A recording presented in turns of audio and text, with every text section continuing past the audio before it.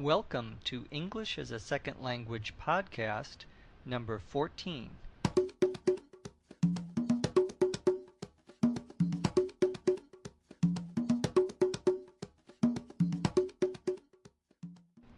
Welcome to English as a Second Language podcast number 14. My name is Dr. Jeff McQuillan, coming to you from Los Angeles, California, at the Center for Educational Development. If this is your first time listening to our podcast, please go to our website at www.eslpod.com.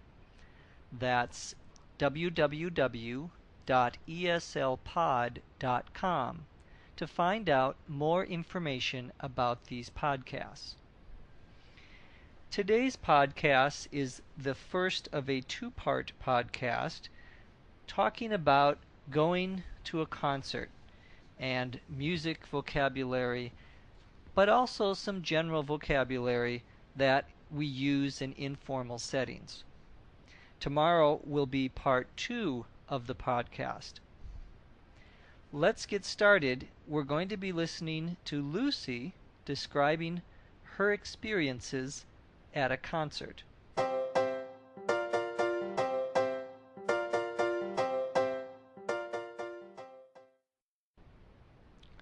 I heard on the radio this morning that my favorite band was going to be in concert next month. I was so excited. The first thing I did was to call my friend Ben, who is also a big fan of the band. Not only was the band playing in town, they were going to play at a bar called The Whiskey. The Whiskey is known as a small, intimate venue, so we'd be able to get close to the band. It's not a big amphitheater where you can't even see the band from the nosebleed section. This would be the ultimate concert experience, if only we can get tickets. I was sure that the tickets would sell out fast when they went on sale on Saturday morning. So Ben and I decided to camp out in front of the box office on Friday night.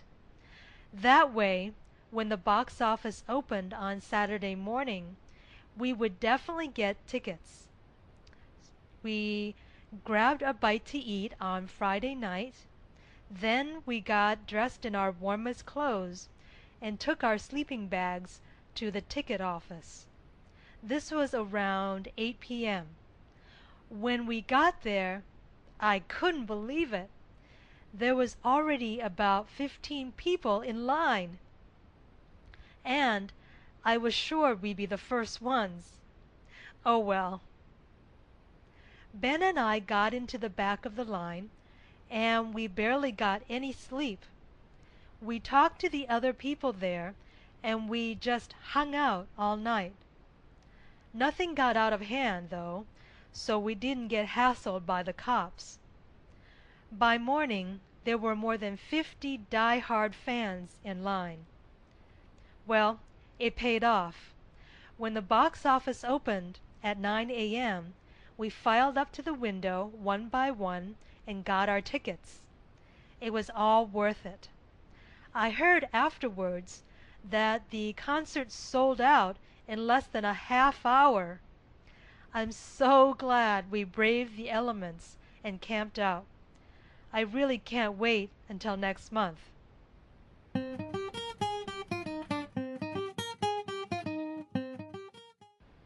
In today's podcast, Lucy described how she and her friend Ben waited in line to get tickets for a concert.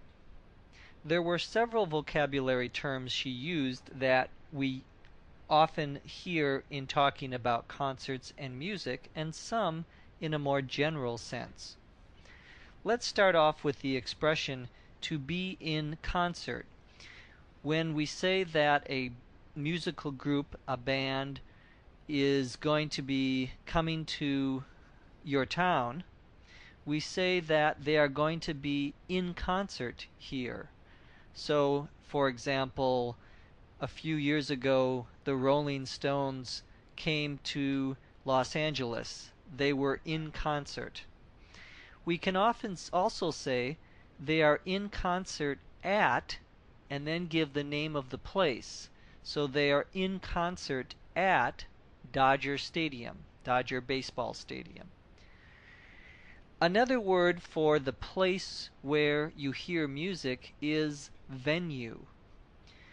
Lucy mentioned how she was going to a bar that was a small, intimate venue. Here, intimate just means you are all very close to each other in the place. Venues can be bars. A music venue could be a concert hall. A music venue could be anywhere where you play music and listen to a concert. Lucy mentioned that it was not in a big amphitheater.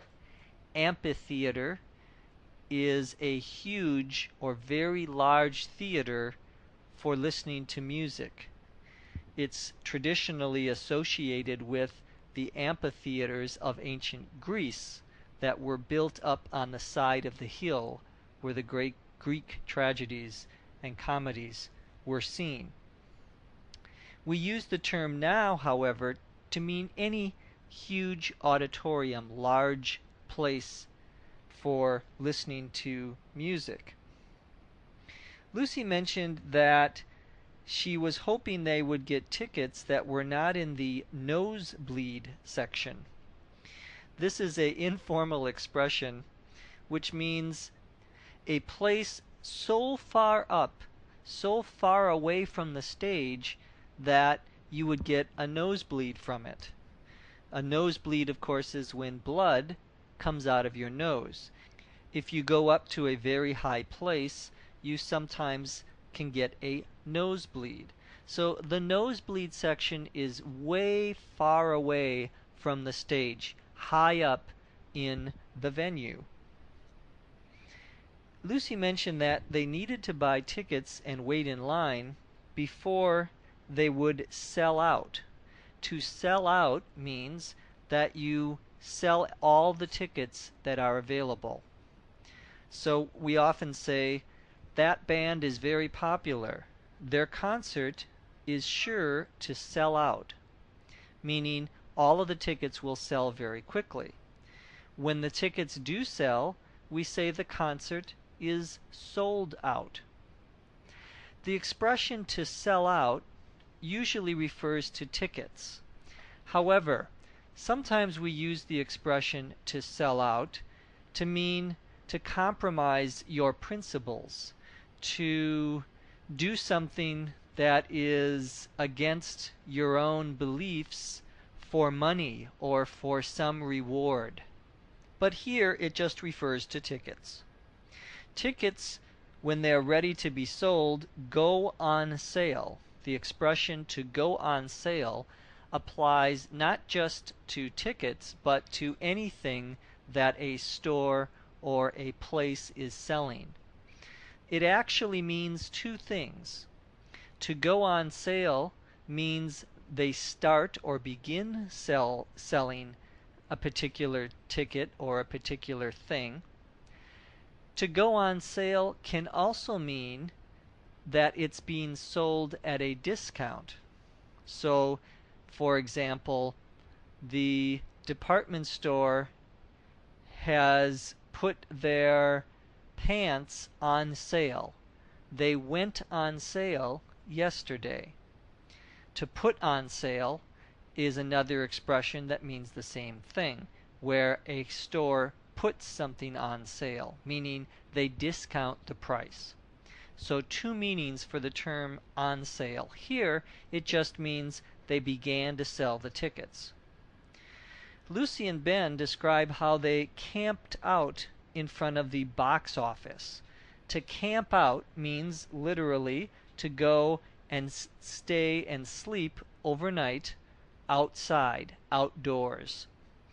Sometimes in very popular concerts, there'll be people who are camped out for the whole night, sometimes a couple of days, in order that they be the first people in line when the tickets go on sale. The box office is a term that means where tickets are sold.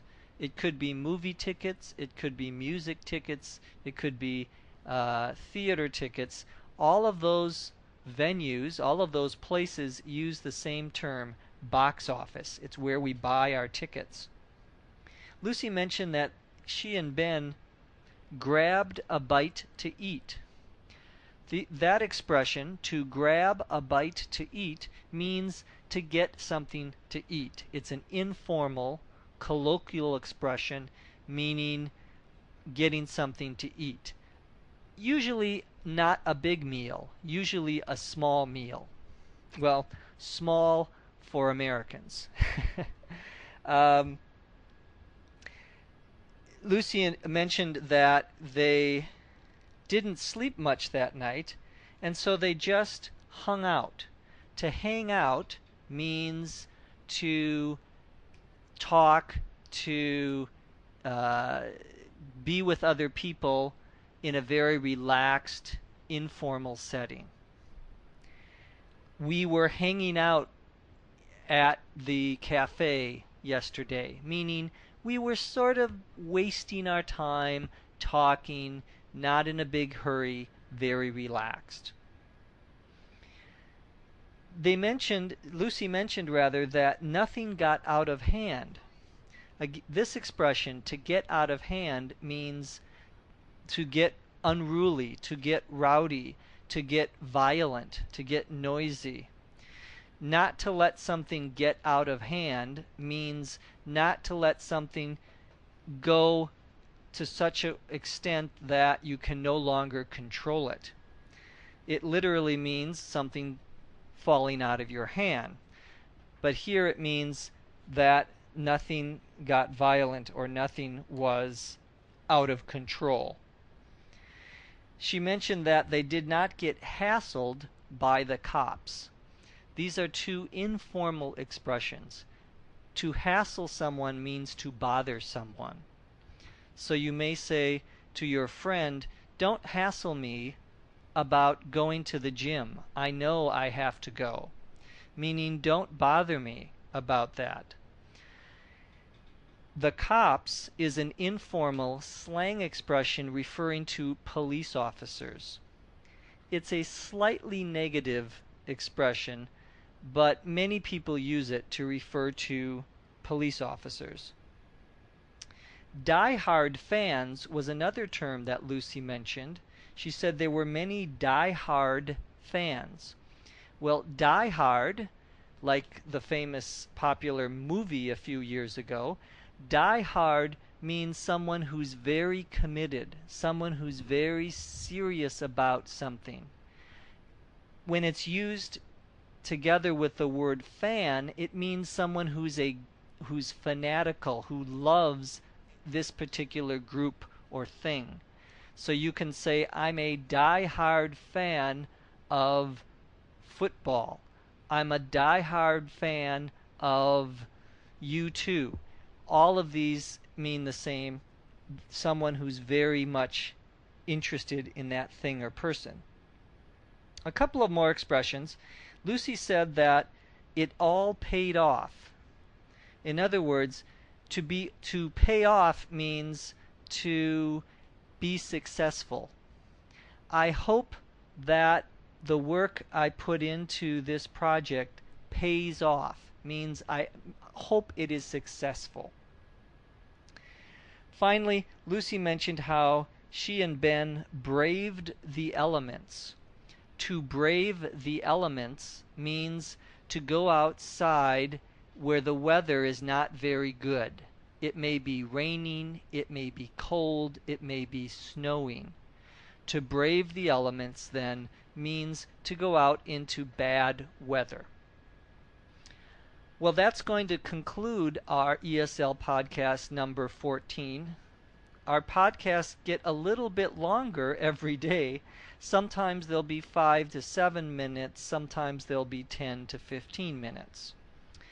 Once again, if you are listening, we encourage you to email us your suggestions and ideas to eslpod@eslpod.com, or go to our website www.eslpod.com, and our email address is found there as well. Thank you again for listening, and we'll see you next time.